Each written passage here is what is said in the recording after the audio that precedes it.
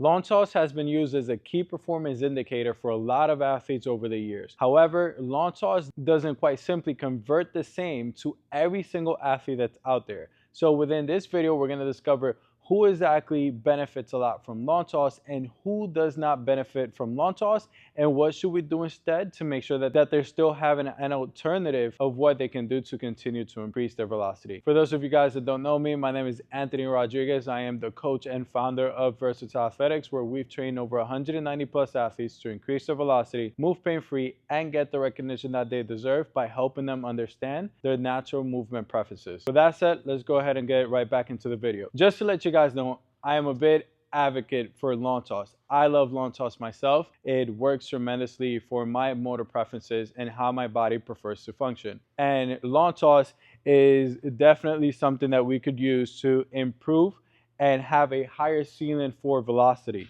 It helps us identify mechanical flaws. And for a lot of other athletes, we certainly use it to kind of feel a stretch on the arm, feel a little bit more elastic. Those are some reasons why lawn toss would be beneficial for a lot of athletes. Now, who is this really for? This is normally better for athletes who are 3/4 and up in terms of their arm slot. And the reason why this would be beneficial for them is because it plays right into how their bodies naturally move.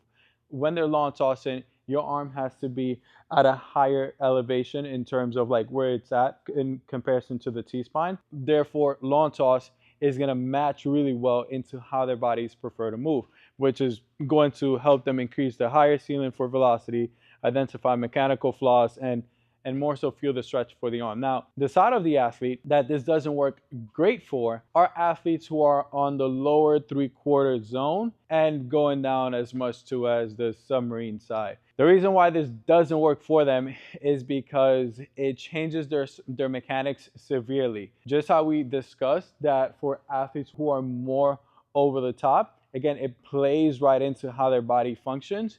If you have an athlete lawn tossed into 300 plus feet and he is on a lower 3/4 side, he's going to have to try to overcompensate and go on a little bit higher end to try to get the ball there. Now, over time, this is going to result into them getting somewhat of an elbow push, pushing the ball, flexing down their trunk as well. So none of that stuff is going to match how their bodies prefer to move, and it's over a long period of time going to expose them more towards the injury side. In addition, we've noticed that with this group, around 90% of athletes struggle to get higher velocities when doing pull downs.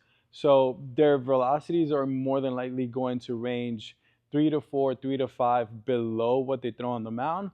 Some of them are really going to cap at right at what they throw on the mound. And there's another group that may be 1 to 2 over of what they get on the mound. But with that said, again, there's still things that we can do for these athletes. What are those things that we can do instead of lawn tossing? For these athletes, we want to cap them around 120 feet of throwing, right? So nothing after that. If you guys do want to do something a little bit further than that, probably take them up to 150.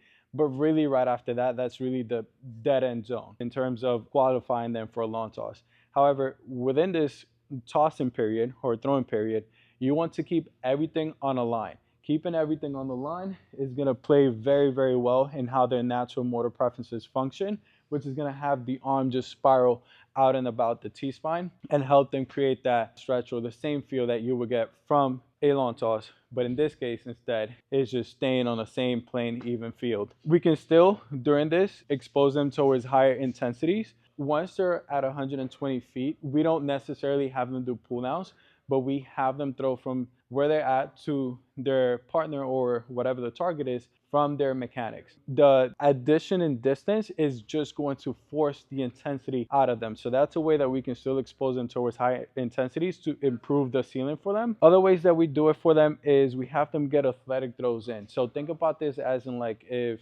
you guys are playing on the infield and you're taking a ball straight on, right? We just have them throw from that position instead of doing pull downs. This seems to be able to transfer a lot better for them. It's not like the best on the velocity side, but it's still a great way to exposing them towards higher intensities and keeping their natural movement tendencies along the same lines and not having to change something to get a different stimulus and have to somewhat shift and battle what they're doing on the mound after that.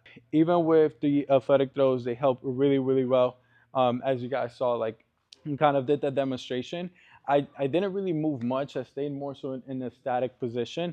I just had to kind of like shift my feet in a little bit. But this static mix of short movement are going to help them increase those intensities and get somewhat of the same benefits that we get from the lawn toss itself or the pull down specifically for them. Now, this is all I have for you guys. Of course, there's still a lot more that we can do. For a lot of you athletes, some of you don't know if your arms should be a little bit more over the top, if your arms should be a little bit on the lower side of the plane. So we help ourselves, especially with our athletes, know and understand where their arm slot should be based on their natural motor preferences. So if that's something that you guys want to know and learn more about, book a call down below in the description, and we'll see you guys on the next one.